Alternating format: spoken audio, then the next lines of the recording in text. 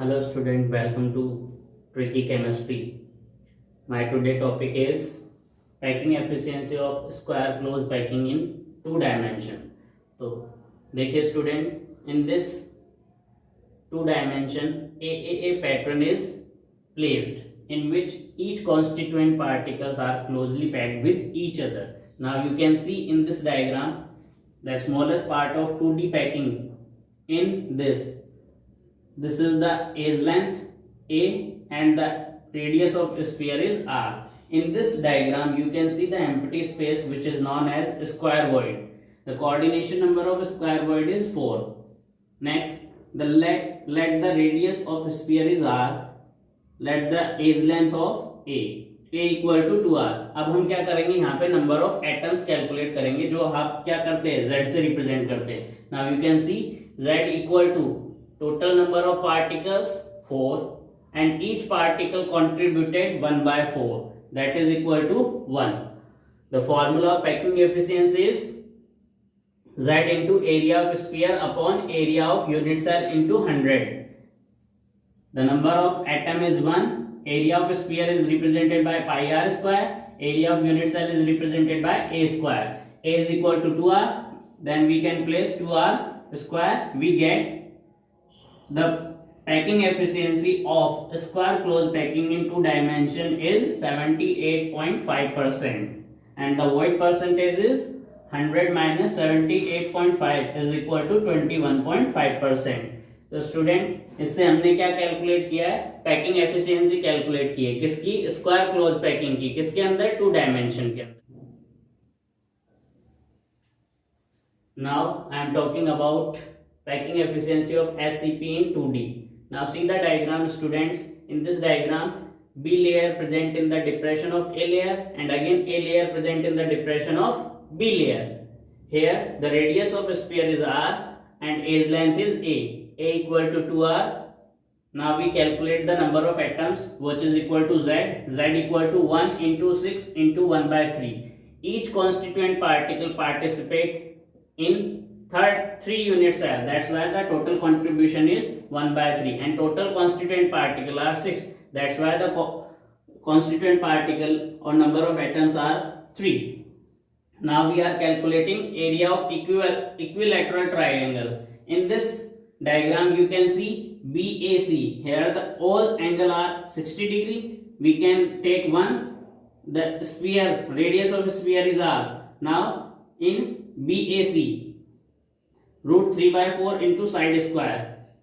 Root 3 by 4 is body diagonal. Now we can calculate side square 2r square, that is equal to root 3 by 4 into 4r square, which is equal to root 3r square. Now we calculate area of hexagon, which is BCDEFG, which is equal to 6 into area of BAC. What is the area of BAC? Root 3r square. Now we can multiply by 6 because here are 6 equilateral triangle are formed. The formula of packing efficiency is Z into area of sphere upon total area of unit cell into 100. Z is equal to 3, area of sphere is represented by pi r square, total area of unit cell is 6 into root 3 r square. Now we solve this equation and we get the packing efficiency of SCP in 2D is 90.7% and the void percent is 100 minus 90.7 which is equal to 9.3%. तो student आप ध्यान से देखिए, इस hexagonal close packing 2D में जो space occupy कर रहे हैं कॉन्स्टिट्यूएंट पार्टिकल, वो कितना स्पेस ऑक्यूपाई कर रहे हैं? 90.7%. और सिर्फ 9.3% ही क्या है, इसमें एम्प्टी स्पेस है. Today I am going to teach you packing efficiency of SCP in 3D. देखिए बच्चों, मैंने पहले भी बताया था आपको कि इसमें कॉन्स्टिट्यूएंट पार्टिकल कैसे कैलकुलेट करते हैं, नंबर ऑफ एटम्स. तो कॉर्नर्स पे 6 यहाँ पे और 6 यहाँ पे, टोटल कितने हो गए? 12. और हर एक कॉन्स्टिट्यूएंट पार्टिकल का 6 यूनिट सेल में पार्टिसिपेशन होता है, इसलिए 1/6 पार्ट क्या करेगा, कंट्रीब्यूट करेगा। तो 1/6 इंटू 12 आ जाएगा। फेस का कंट्रीब्यूशन होता है 1/2 इंटू 2 और बॉडी सेंटर का आपका क्या होता है 3 इंटू 1। तो टोटल 6 अपने पास क्या आ जाएंगे, कॉन्स्टिट्यूएंट पार्टिकल आ जाएंगे। अब हम बात करते हैं इसमें, सबसे पहले हमें क्या कैलकुलेट करना पड़ेगा, area of triangle. Area of triangle calculate करने का फॉर्मूला क्या होता है, √3/4 इंटू साइड स्क्वायर। तो साइड स्क्वायर यहाँ पे क्या होगी बच्चों, देखो 2r होगी, तो 2r स्क्वायर करेंगे तो अपने पास √3r² आ जाएगा। अब इसके बाद हम क्या कैलकुलेट करेंगे, हाइट। हाइट कैलकुलेट करना बहुत जरूरी है क्योंकि एक हेक्सागोन है और हेक्सागोन में हाइट की बहुत जरूरत पड़ती है। तो ये अपने पास डायग्राम है, इस डायग्राम को मैंने अलग से बाहर निकाला है। यहाँ पे मैंने ABCDE ये फेसेस वाले हो गए और ये बॉडी सेंटर वाले हो गए। अब देखिए यहाँ पे ये जो पार्टिकल है ये ऐसे बाहर जा रहा है, तो यहाँ पे मैंने ये पूरी यहां से यहां तक की जो है वो क्या है, h है, हाइट। तो इसका हाफ यहां से यहां तक का क्या होगा, h/2 होगा। अब मैंने यहाँ पे एक ट्राइंगल निकाल लिया, क्या निकाल लिया, AOD।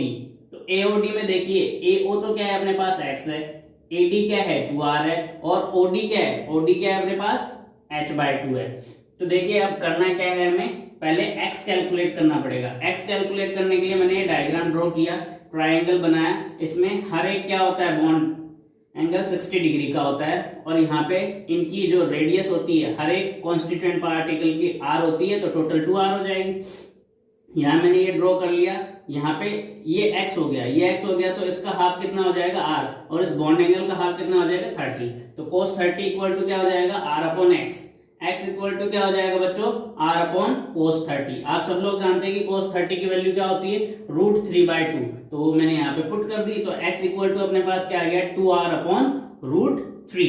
अब ये जो x है वो हम क्या कर देंगे, इस फॉर्मूले में अप्लाई कर देंगे। AD² इक्वल टू क्या होगा, OD² प्लस AO²।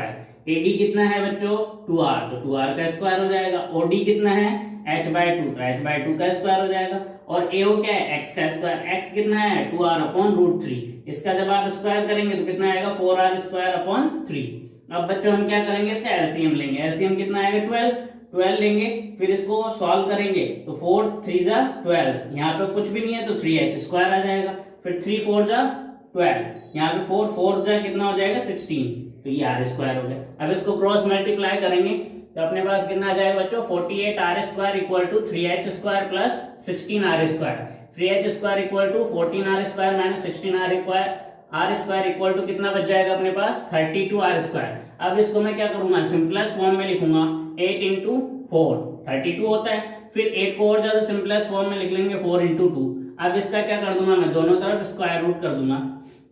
जब स्क्वायर रूट करेंगे तो यहाँ क्या बच जाएगा √3, और h का स्क्वायर क्या बच जाएगा h। इस पूरे का हमें स्क्वायर रूट करना है, तो 4 का स्क्वायर रूट कितना आएगा बच्चों 2 का कितना आएगा √2, और 4r² का कितना आएगा 2r।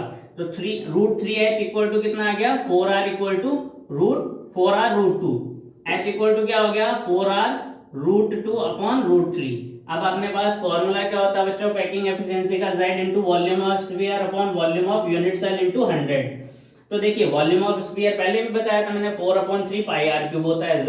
z number of atoms होते हैं कितने, 6, वो पुट कर देंगे। अब यहाँ पे जो वॉल्यूम ऑफ यूनिट सेल होता है वो क्या होता है, यहाँ पे 6 into area of base into height. तो हमने सारी चीजें कैलकुलेट कर लिए, वो हम इसमें क्या कर देंगे, पुट कर देंगे। तो p इक्वल टू z की वैल्यू हमने पुट की 6, 4/3 πr³ इंटू 100 अपॉन में क्या आ गया 6। एरिया ऑफ बेस कितना आया था, ये हमने कैलकुलेट किया था √3r²।